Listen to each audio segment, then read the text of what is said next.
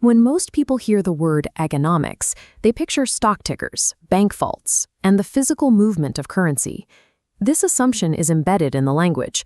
In Gujarati, for example, the word for economics is Artha Shastra, where Artha represents wealth and Shastra represents systematic knowledge. Wealth is the byproduct of economic activity, but the actual subject of study is the decision-making process that creates it. At its center, economics examines a volatile collision, the reality that human desires are infinite, while the physical world is finite. We are bound by scarcity. Time, labor, raw materials, and land are all strictly limited. These physical limitations force a system of prioritization. Economics acts as the epistemological framework for this. It is the study of how we determine the truth of our priorities based on the constraints we face. It provides the logic for understanding how societies navigate the friction between what they want and what they can actually have. To arrive at this model, the field evolved across millennia, transforming from ancient statecraft into a sophisticated dual-nature science. Today, it is driven by two opposing engines: positive economics, which records verifiable data, and normative economics, which evaluates human values. Understanding the mechanisms of the modern world requires returning to these ancient first principles. The earliest structural blueprints for the discipline emerge around 371 BC, with the Indian philosopher Chanakya. Chanakya framed economic thought as an applied tool, a manual for administration, taxation, and maintaining the structural integrity of an empire. In 1776, the Scottish philosopher Adam Smith established the modern foundation. Smith published an exhaustive investigation into the nature and causes of the wealth of nations. He anchored the discipline on 5 core pillars: the creation of wealth, societal welfare, self-interest, scarcity, and the mechanics of choice. Yet, in Smith's era, these mechanics remained entangled with moral philosophy. The boundary between observing a market and passing ethical judgment on it was heavily blurred.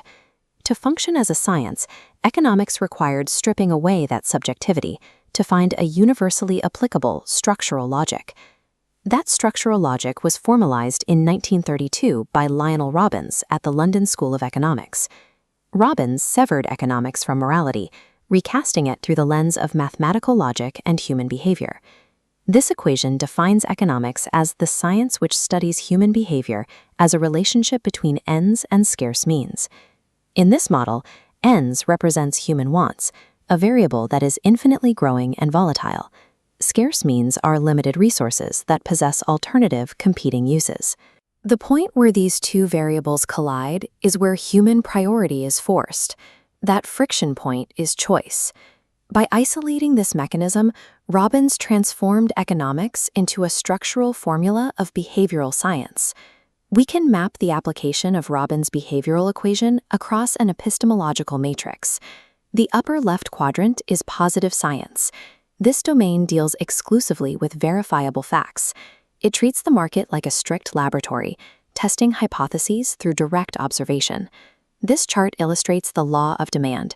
If all other factors remain constant, when a price drops, demand rises. Positive science records this mechanical relationship. It tells us what is, making no moral judgments about whether that outcome is desirable. However, economics studies human societies, which are driven by ethics and values. This requires the opposing upper right quadrant, normative science. Here, the focus shifts to societal welfare. Normative economics evaluates outcomes through the lens of ethics, debating what ought to be. Positive science measures the exact numerical width of a wealth gap. Normative science asks if that gap is unethical and proposes theoretical policies to close it.